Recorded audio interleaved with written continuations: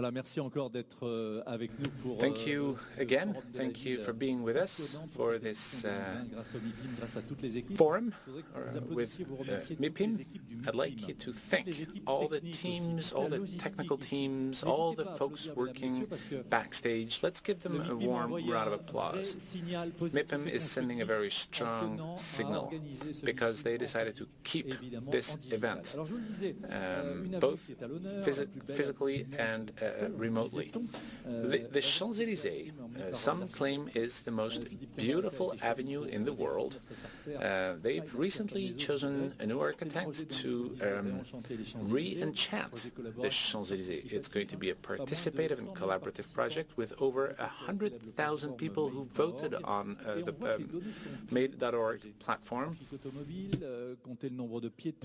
It's about pedestrians, cars, pollution, sound pollution, and a lot of traffic simulations were done, including forecasts for after the project. We're going to have 45 minutes together to see how data can be used to make better decisions. We're going to have different stakeholders. We've been talking about the city of Paris since early this morning. We've discussed what can be done to make it more attractive. Let's see what's going to be done on the Champs Elysées. The first speaker is an architect. He is not speaker. He's going to be the moderator of this session. His company developed the Total Towers at La Défense. He's truly multi-talented. Philippe Chiambaretta. Let's welcome him on stage. There he is. Thank you, Philip. Thank you. And let me introduce Gauthier Machelon, who's one of the speakers. We have Gauthier Machelon and Arnaud Grignard, a researcher at Media Lab, and Axel Daucher, also, who is the chairman and founder of Make.org. Philip, over to you. Yes. Good afternoon, everyone. We're going to talk about cities and data. Let me see if my slideshow works. It should.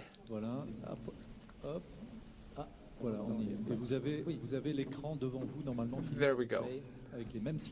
So the screen you have in front of you, Philip, has the same slides as the one behind you. Okay, here we go. Let's talk about data and cities. Not smart cities. I don't really... I find the word smart cities a bit stressful. It has too much to do with the imaginary. Super secured cities ruled by data which is sometimes very intrusive. Let's keep it simple instead.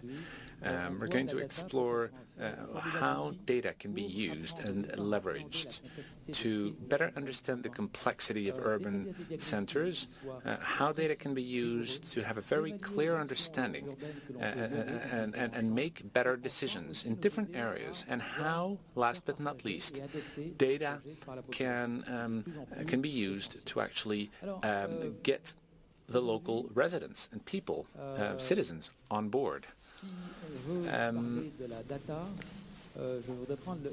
I'd like to use the analogy of data and medicine. Medicine for years was empirical. 300 years ago, this was medicine. We'd open somebody's body, see what we find inside. Science made tremendous progress, and today we have much more knowledge. Today we have all kinds of technologies to understand, oftentimes real-time, extremely complex things, starting with the human body. And cities, or urban centers, operate exactly the same way. Cities are highly dynamic and difficult to understand and apprehend. So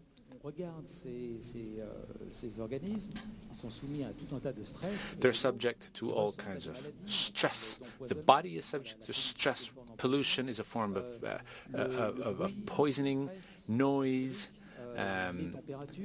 high temperatures, climate fluctuations cause all kinds of pathologies on the human body and on cities.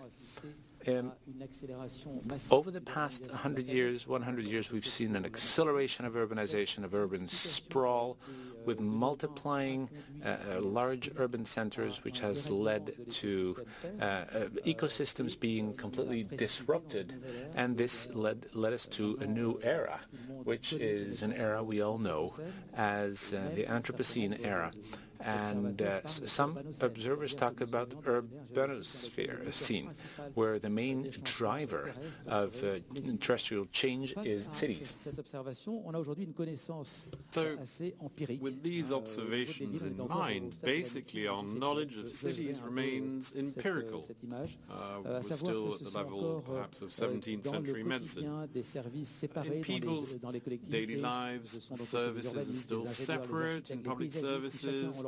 Urban planners, architects all use their own design tools, and they come from very different cultural backgrounds. But however, today's urgent challenge is a better understanding of cities, particularly very large cities for what they are, as complex, dynamic systems. Most of the effects are wholly invisible. Today we are drawing or designing buildings that are required to be carbon neutral. What does a carbon neutral building look like? The scientific aspect, dimension, the scientific dimension of calculations has become crucial. So there are, of course, various simplified models to depict a city.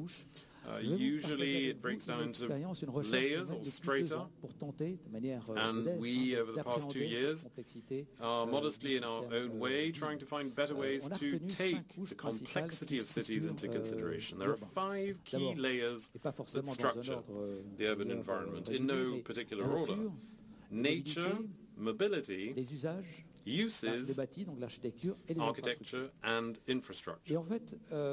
And in fact, these 5 layers, which we have identified and explored with around 50 experts to see what the state of the art was, we worked with them. We tried to identify the main levers of action in nature, what sort of toolbox can be used in each of these strata, and then, of course, we started to explore the various interactions that exist between these various layers or strata. And in fact, we tend to still continue to work in silence, while interactions between strata should really be at the heart of the concept. Think of Edgar Morin, for instance. But on the other hand, the purpose of that knowledge will not purely be to generate data for the sake of it. It must also be focused on a political objective, a human objective. So we have taken a close look at all of the problems, all of the buzzwords, and basically 3 crucial ideas, 3 simple ideas. Cities need to be desirable. There needs to be wellness, well-being when you live and work in a city. Inclusion, how you can move along from the individual to the collective. And then sustainable, you need to go beyond the human with a renewed concern for the non-human, the animal or the vegetable. That is a key element in thinking and envisioning cities. So, of course, these are just buzzwords as such, but they need to be reflected and expressed in more precise, more concrete aspects. Take sustainability. Of course, the 2 major chapters of sustainability is the restoration of living ecosystems and carbon neutrality. How can you achieve carbon neutrality? What measures must you put in place? And if you look at your toolbox, you will notice that you're starting to generate a kind of ecosystem between the strata, and the objective. So, of course, this is a bit of an oversimplification, but it serves to visualize the extreme complexity of the relationships, because if you oversimplify, you miss the essential, which is why, basically, this is what the conceptual framework should be. Through the use of measuring tools, one should be in a position to assess how each of these parameters move forward and whether or not we are reaching a more desirable, more sustainable city. Let me briefly tell you about a framework across which we have tried to implement this model, namely the Champs Elysées. We were contacted 2 years ago by the Comité Champs Elysées, and they had a very simple question. They said, okay, this avenue is now shunned by Parisians. Parisians no longer want to see it. If they could do away with it, they would. How can we make people dream on the Champs Elysées once more? So there was an exhibition at the Pavillon de l'Arsenal, which ended last Sunday, and we worked on the history and on the prospects of the Champs Elysées to try to understand the current situation, of course, to take stock of the current situation, to review the history, the DNA of the place, before moving into the future. And what we noted was actually quite interesting. It was an interesting historical discovery. For about 300 years, the Champs-Élysées were the avenue of modern times, because in 1670 it was the Cartesian revolution through mathematics and geometry. There was a project of humans as being the masters of nature.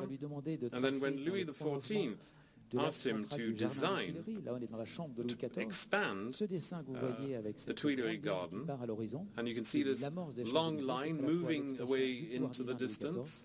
It was a symbol of Louis XIV's authority, but also of the human project to tame nature. So we hypothesized the fact that it was a ground zero, in a sense, of European modernity, which led us, humankind, ultimately to the urbano-scene, as in the Anthropocene. And that was very interesting in envisioning the current situation. So for a few decades, the relationship with nature was extremely pleasant. You see Watteau in this little sketch shows how you could be in a natural environment, and then the Place de la Concorde and the Arch of Triumph were built, and then things speeded up in the 19th century. The whole of the top of the Champs-Élysées was built by Baron Haussmann, and then there were the great world fairs that celebrated progress and industry. The gardens were slightly populated. This is in the 1920s. There were still a lot of people, a lot of Parisians. Even up to the 60s, it remained legendary, and that's the film À bout de souffle by Godard. But then the Champs-Élysées today have become unloved by the Paris population. The Parisians, basically between 30 and 40%, have a bad image of the Champs-Élysées. They consider that it's too full of tourists, too noisy, too artificial. And you can see that in the items it says that it's not avant-garde, not peaceful, and not green. So there's a bit of a paradox, because it was the place where the Parisians used to go out for a stroll, and it's become a motorway. So if we use data, this is a little animation, we reconstituted very quickly through historical research all of the different steps of the construction of the Champs-Élysées. You can see how the natural world recedes and how construction takes over, and how the Haussmann period, around about 50 years, becomes built, and then we reach today. And what we have noted is that, in fact, urbanization means artificialization of the land, and also impermeabilization, because now there's only 12% of the land in the area that's permeable to water. And if you look at data, it's also very busy, 2,500 vehicles a day. The noise is more than 75 decibels on the Champs Elysées. Air pollution is extremely high, also twice as much the WHO's permitted levels. If you look at the temperatures, in fact, it's a furnace, it's an oven. Et là, les appels des touristes, on voit bien que c'est une avenue qui est très fréquentée. These are the tourists, and you can see there are a lot of tourists here. So we noted that towards the top of the avenue, there's of course a kind of concentrate, a kind of hyper venue of modernity. Nothing new. An artist illustrated that with this fictional vision of the Champs-Élysées with a kind of duty-free shop with a motorway running down the middle. And then there was something that was also quite interesting. It's this area of Hypervoid. And Gauthier Machon from MyTraffic, who helped us to discover this Hypervoid, will explain. On peut applaudir Philippe Chiambaretta pour cette présentation. Merci Philippe. I think Philippe deserves a round of applause for that. Mais je vais revenir. But je sais bien, mais déjà, I will be back. C'est un avant-goût. No, but already we've had a taste of what you're going to talk about.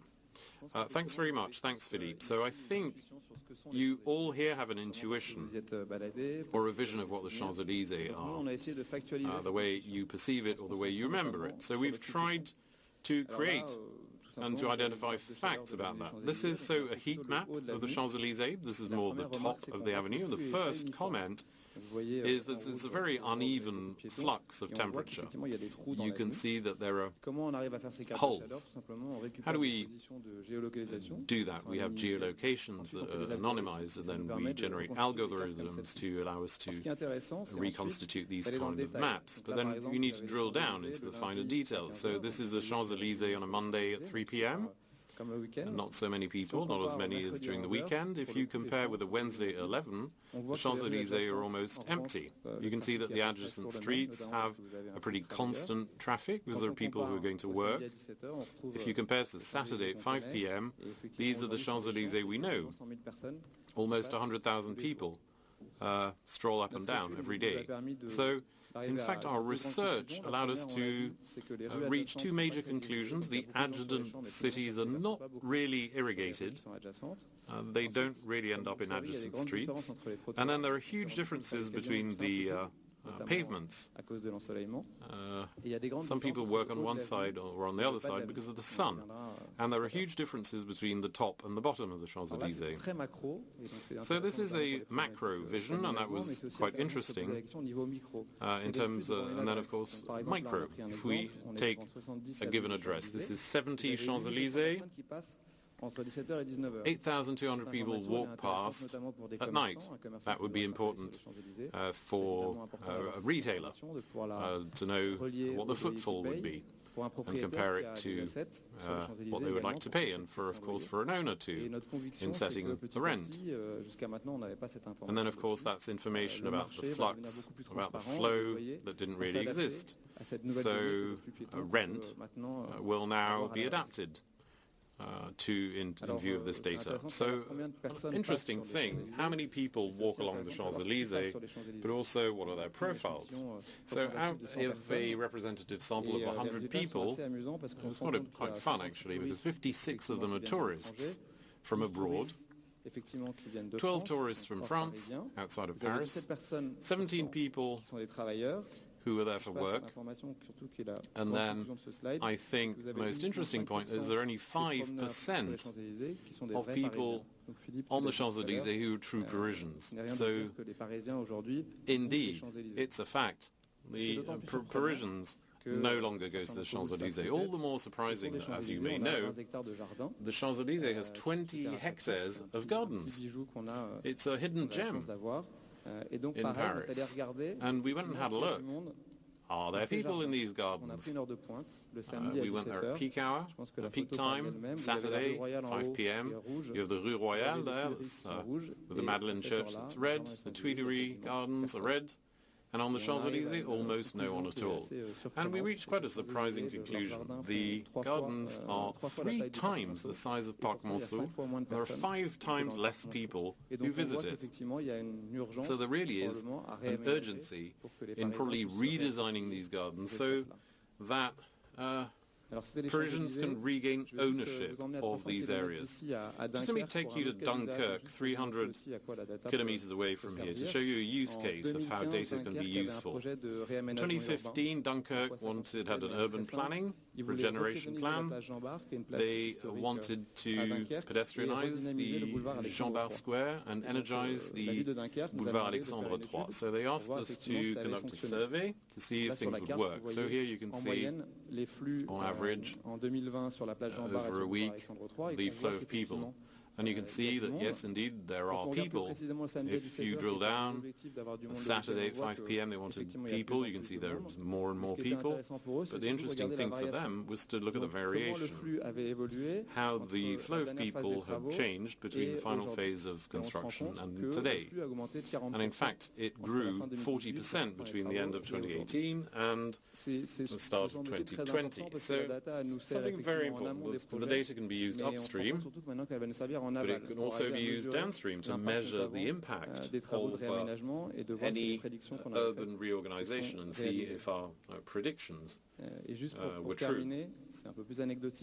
And then, of course, this is slightly more anecdotal, but if you look at Dunkirk again, there are 2 key events in Dunkirk, the Carnival and the Christmas market. So we looked at the changes in the flow of people in those 2 events, and basically things almost doubled during these events. And it's very useful for a municipality, which can now explain to its financial partners that it's really worth investing in these events because footfall is hugely significant. So in conclusion, I think we can all agree that revitalization of city centres is a major challenge for the future. I'm not saying that data will do everything, thank goodness, but I believe it will be an asset to allow us to face the challenge. I think Gauthier also deserves a round of applause for his presentation. So, thanks, Gauthier. You can see here that we've looked at historical aspects of the Champs Elysées. We conducted a diagnosis about the opinion of Parisians about the avenue.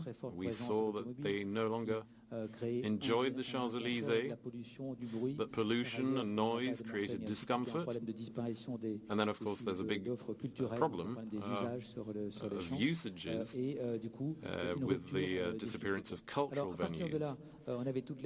So we had everything we needed to try and generate a vision for 2030 and say that, in essence, over the past 300 years, it was known the world over as being the most modern avenue in the world. But there was a big challenge, even on the national level, to try to return to the starting point of the modern world. And that would be a fine example for the entire planet. I'm not trying to be arrogant here, but I think we may have repaired what has happened there. So if we look at the 5 strata, we just focused on 3 of them. Architecture and infrastructure are there. That's not really where we can work. But first of all, there was mobility. Of course, mobility is one of the major challenges in every city. The place and standing of cars within cities, of course, needs to be rethought. It generates discomfort, noise, pollution, CO2. So the debate could be tested on the Champs Elysées. How is the public space reorganized? The avenue is 70 meters wide. Second strata, the living environment. There's a lot of thought being put into nature, on understanding how nature works. It's no longer a decoration, it's kind of infrastructure in itself, which needs to be used to rethink the temperature and density of cities. And then there are also the usages. You can really see with COVID that it's an accelerator of change in the manner in which we live, consume and dwell. Everything needs to be rethought.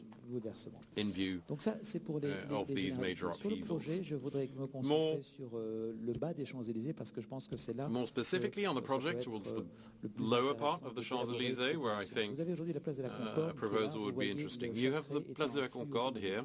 Donc c'est un immense Each of these red lines is a traffic lane. So it's kind of a huge roundabout for cars. Sont en fait coupés.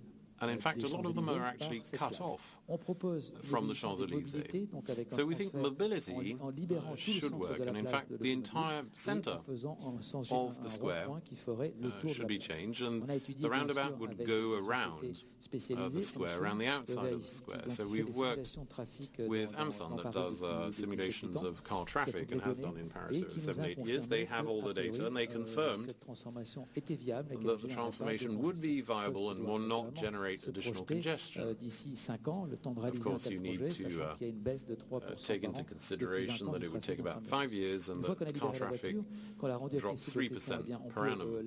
So once it's made accessible to pedestrians, it can be vegetalized.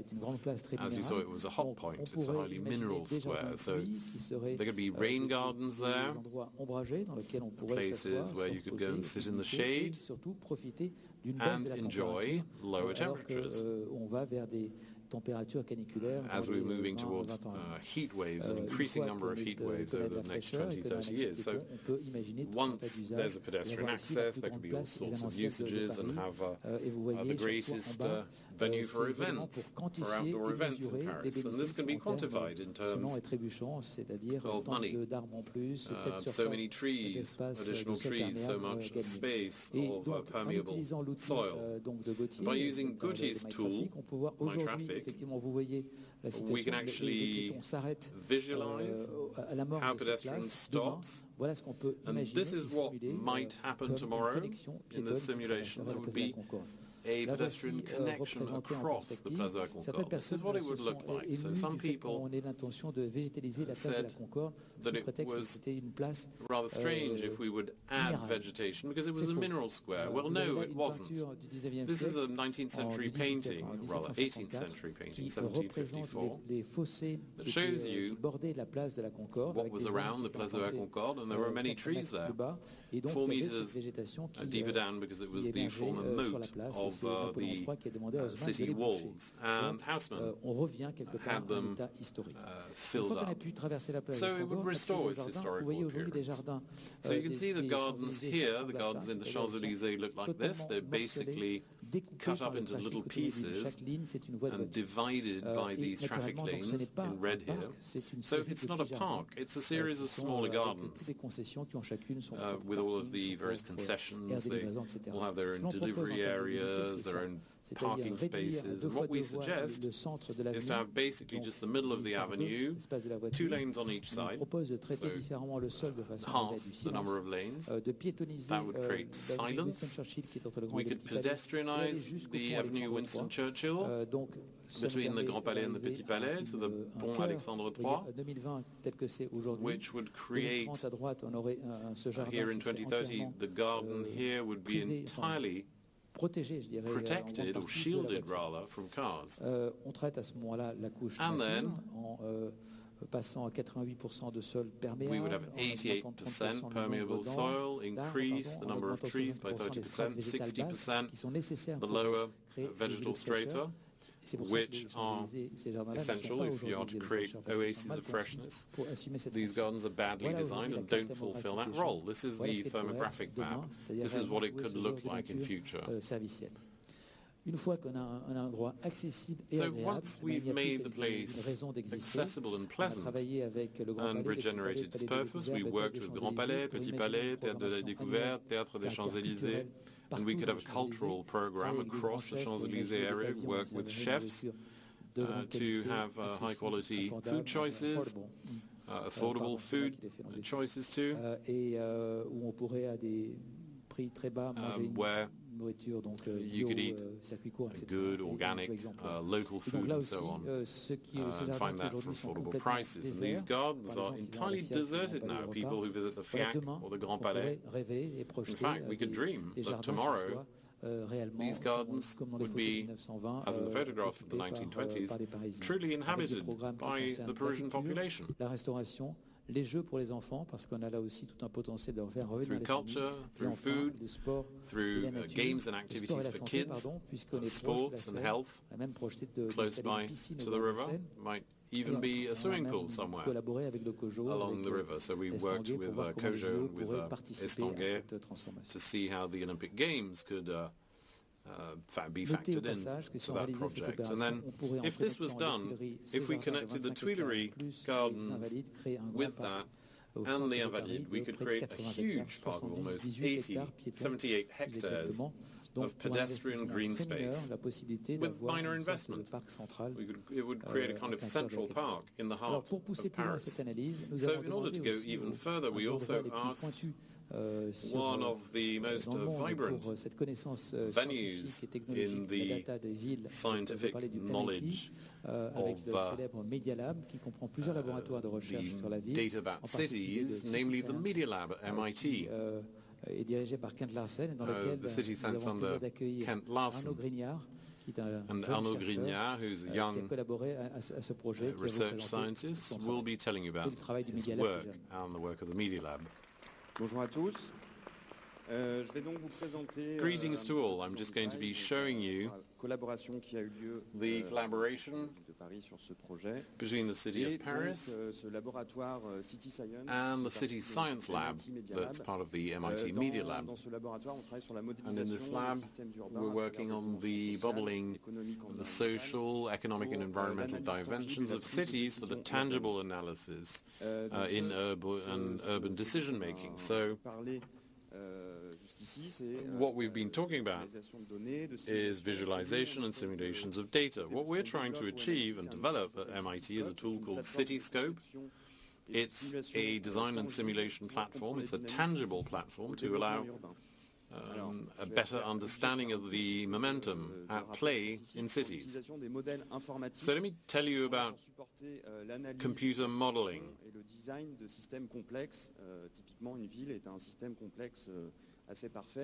And a complex system. At the MIT, we use all sorts of methods. We can talk about artificial intelligence. One of those is mobilization with agents. This is how we can have this agents-based modeling. This is open source software developed by a consortium of universities and the Institut de Recherche pour le Développement. It's called Gamma. And again, it's available. It's open source, so available for free.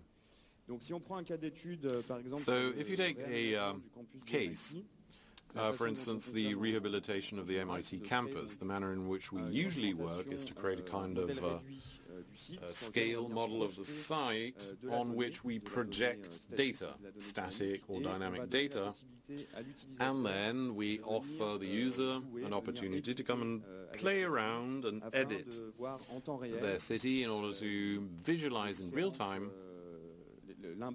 the impact of various scenarios in terms of mobility and so on. Real time, on the table, you can look at what happens with dynamic rendering and a number of indicators, KPI, key point indicators, to extract performance indicators in terms of diversity, proximity, or energy. So these indicators there, of course, they're going to change. We're going to show you how they've been adapted to Paris. We're also in a discussion with the UN to try to make the system compatible with the global goals, the Sustainable Development Goals of the UN. But to return to the Paris project, what we developed is a kind of artificial world, an artificial depiction of what Paris would look like with the integration of the various layers. So we have a world in 2020 of Paris as it is now and what it would look like 10 years down the line. All of that is projected onto a scale model of the Champs Elysées that was displayed at the Pavillon de l'Arsenal to serve as a communication or mediation tool when explaining the project. And here we can see a little bit more in detail the finer details here, the kind of depiction of the various mobilities here, cars, bicycles, pedestrians, and the use of the natural environment and the usages. So this is Paris as it exists now. What Philippe was talking about was the black hole and the bottleneck here on the Place de la Concorde, and here, a hypothetical future, much more greenery, different usages, and an implementation of the various mobility solutions explained earlier. Here are the global indicators, again applied to mobility, nature, and the objective is to compare the current situation with the forecasted situation.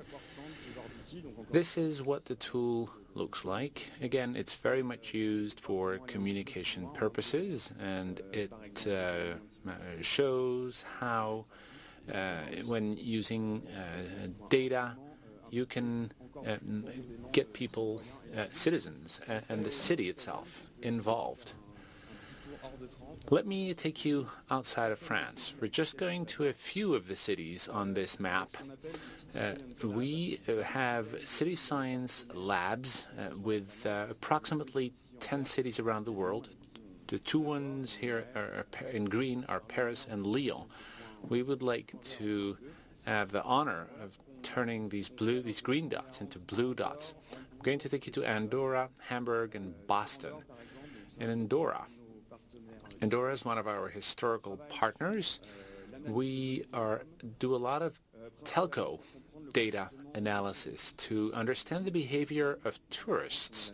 All the data is anonymous. All we have is citizenship of the users. In Boston, today we've talked extensively about mobility. We had a project on mobility with Boston Consulting Group, which was presented to the Economic Forum. This shows Boston today with private vehicles, taxis, and buses, and what would happen if we decide to introduce shared vehicles and possibly, we're MIT, let's think out of the box. How about autonomous vehicles? Well, we did some simulations and to measure the impact of these changes and the distance traveled as well as CO2 emissions. Some of the results are quite counterintuitive. They show that with shared vehicles, obviously you're going to reduce the number of vehicles. We're going to therefore reduce the CO2 emissions, and we're going to decongest traffic, obviously. Let's go to Hamburg, Germany. In Hamburg, we're developing a tool like this one. This is much more interactive. You can edit or play with a neighborhood and see real time what the impact is when you do such a thing. We can use different indicators. We can use heat maps like this one, for example, a bit like what we saw in some of the previous slides. And last but not least, we have Lyon. We did talk about Lyon as well. I think today is the day of national air quality. We looked at the quality of urban activity, or the impact of urban activity on the quality of air. So we worked with a university in Lyon we asked them to use the MIT tools and apply them to Lyon.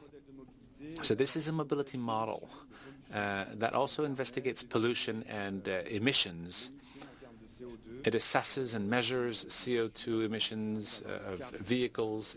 It allows us to do air quality mapping. It gives you interesting mobility patterns, energy consumption, and you can use that to better monitor the quality of air. I'm almost done. The network of cities that we're trying to host has been an ongoing effort. We meet in Andorra. We had a meeting in Shanghai as well in 2018 and 2019. We were in Hamburg with Philippe. And this year, because of COVID, it's been organized by Guadalajara. It will be in October, and you're, of course, all invited. It will be fully digital. Back to Philippe. Thank you. Thank you, Arnaud Grignard. Let's give Arnaud a warm round of applause. Thank you very much indeed. I'm going to very briefly give the floor to our last speaker, Axel, who founded Make.org.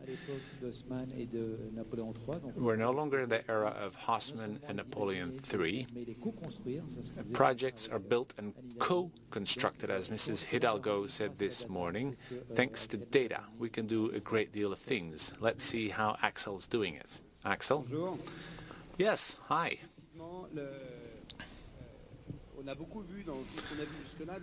We've seen a lot of interesting things, and users oftentimes are objects that can be analyzed, that generate data. So how do we make humans not just objects, but agents? Since Haussmann, we really changed, and today we tend to listen to users much more than before, and they influence urban development. And more recently, we've had a movement of inclusion.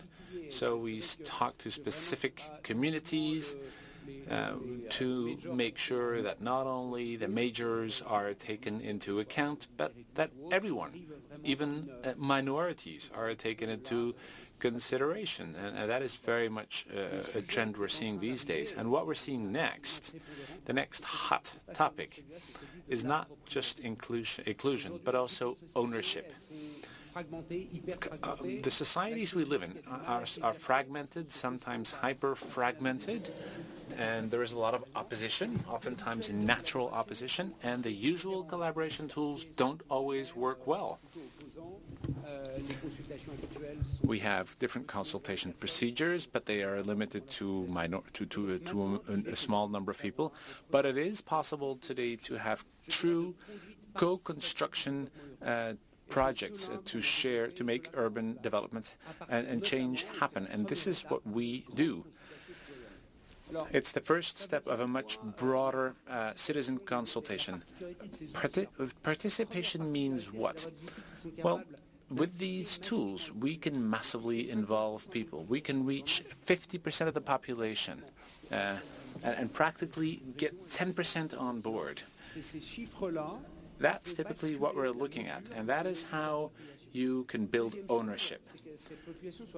These populations have to be representative, of course. A consultation that is only reaching those who have something to say or those who are against is not a consultation. It's a forum where people can express themselves, but nothing more. Here we're moving on to something different, where people are truly representative of the population. Third, it's about consensus. We're not trying to analyze who is in favor and who is against. We're trying to identify the few points we need to work on all together to and then how we can get a consensus to get everyone involved. So inclusion and participation are important, and then we have a set of rules. New rules, obviously, that are stemming from the technology, transparency, respecting citizens, and with these rules, you can develop things that are much more legitimate. Ownership, with ownership, you get more legitimacy when things happen. Last but not least, we need to transform this into a study, not with a report, but by making a collective conversation that will end at the very last day. This is what is necessary today, not because it's modern, not because it's cool, but mainly because it generates better projects, and it's a way to actually deliver. This is what we did for the Champs Elysées. D'abord au comité des Champs Elysées qui a eu envie de faire ça, et c'est très intéressant. On n'est pas arrivé en amont We didn't start with an initial audit. The first step was co-construction of a project. The co-construction touched almost 50% of the Parisians, and we were able to successfully involve 100,000 people, mainly Paris and the nearest suburbs, with nearly 2,000 proposals that were generated, and we had 500,000 votes. And this is how we were able to identify what consensuses we had and what contradictions we had. And this is, it's interesting to sort of map things out and see how Parisians perceive what's going to happen. On make.org, you will have access to a lot of the reports. They're all very detailed if you're interested, but I'm just going to give you some snapshots of there are a lot of obvious things to start with, starting at the bottom here. Things that everybody agree on. Safety, security. We're not talking about the yellow vests, but we're talking about theft, the burglaries, and so on, and cleanliness. Public transport. Here again, we have a consensus. It's a limited consensus, but there is a consensus. We need to renew public transport.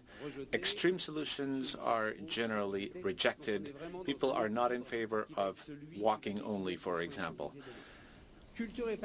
Culture and heritage. A lot of interesting things there again. People want to keep the symbol of the Champs Elysées. People want to keep the Haussmannian buildings. People love their cobblestones. People want the Champs Elysées to be more culturally developed and rich. But when we talk about large cultural events, such as concerts that will, there all of a sudden people are a bit more conservative. When it comes to businesses and local shops and stores, people want less standardized stores. Stores that instead promote French know-how. So not just large international chains, but more diversity. And people are asking for more green, more plants and trees along the Champs Elysées, which was really what has been driving the entire project. And this is probably the most important. Sorry, the last one is it's an urban object. Everybody agrees that it requires change. So we now need to have this public conversation that will eventually make it happen and materialize the project. Okay, thank you, Axel. Thank you very much indeed. We have very, very little time to conclude.